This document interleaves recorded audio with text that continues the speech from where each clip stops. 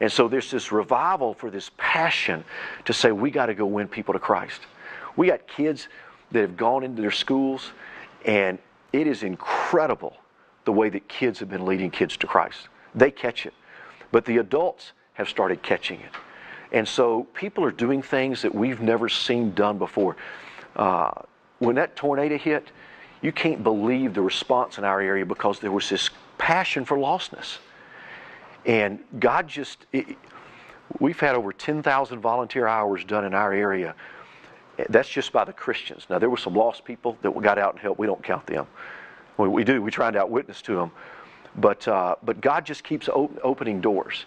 And we have started drilling down into our community. The tornado interrupted, but we know that it was God has used it to glorify Himself. Guys, we started 2 years ago. We did the honorary Jim Slack T-shirt for Splash. Jim, you've told them about Panta Ta Ethne, right? Yeah. Yeah. All we did was the first Greek letter of Panta Ta Ethne, because there's 3 Greek words there. That makes a fraternity shirt. We asked kids to join the greatest fraternity in the history of Bartow County. Of course, kids are like, oh, okay. And but we told them about Panta Ta Ethne. We told them they had to go into their school and win every group of people. That was the athletes, that was the music people, the band people. We got a homosexual group at one of our schools. We said, you got to go in there and win the homosexual group to Christ. And of course, Jim told us that we had to put it in heart language. And how do you say to all people in redneck North Georgia? It says, all y'all. We put that on the shirt. But our folks are getting it. And what's been amazing is it's called pastors to come together and to say, you know what, Brad, you're reaching a different group of people. Some of y'all may know of Don Hathaway at Tabernacle Baptist. Man, Tabernacle is, if there had to be a flagship church among Baptists, they would be it. But Don understands he's not going to reach certain segments. And so he's cheerleading for smaller church guys. He's cheerleading for people that are reaching people that would not come to his church.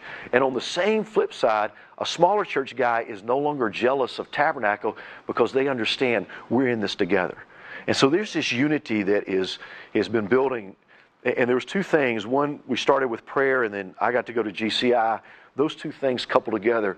This past tornado hit April 27th. The National Day of Prayer was right after that, the first Thursday in May. And we had 4,000 people show up in a high school stadium. And we've only got 100,000 people in our area. But when you see that many people on their face crying out to God, asking God to give us our area. And it's this mindset. I mean, stuff just keeps happening that you can't explain. We actually this year went down and did GCI in the Grenadines. That's a group of islands. And these people, there's 8 Baptist churches on the Grenadine Islands. And we went down and we started where they were. Now, guys, it's 1968, 1972 there. All their pastors, they know to build buildings and build programs. They hadn't started a church in the Grenadines in 13 years. It's a crazy statement. They hadn't started a church for 13 years. IMB's pulled the missionaries out, and we've been asked to go in and help them finish the task. We actually paid for it, their key guy, and brought him through phase 1 of GCI. You talking about a guy whose brain was blown up because he was seminary trained, got his doctorate, the only guy that's got a doctorate in all the Grenadines.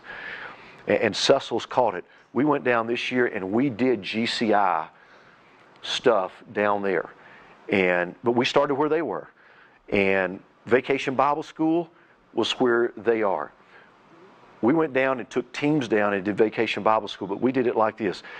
Tom, I assume y'all told them it has to be reproducible? Not yet. Not yet? Okay. We gave illustrations of CPN. Yeah. And guys, they're used to watching American teams come down and work and do stuff at their church and do stuff out in the community while they sit there. And we told them, we will come down and help you do VBS. So we sent the first team down to do training. The second week, all these other people went down, and we did not do VBS for them. We did it with them.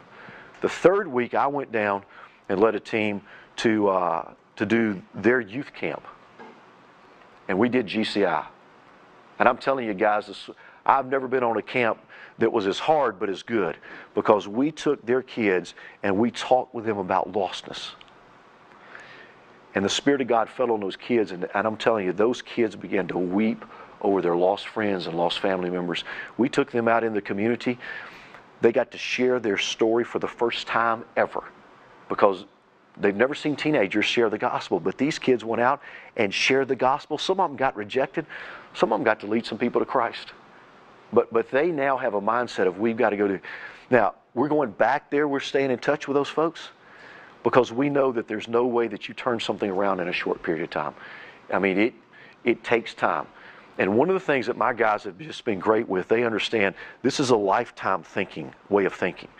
And so, you know, we're not trying to rush and get it all done, even though I feel that press all the time.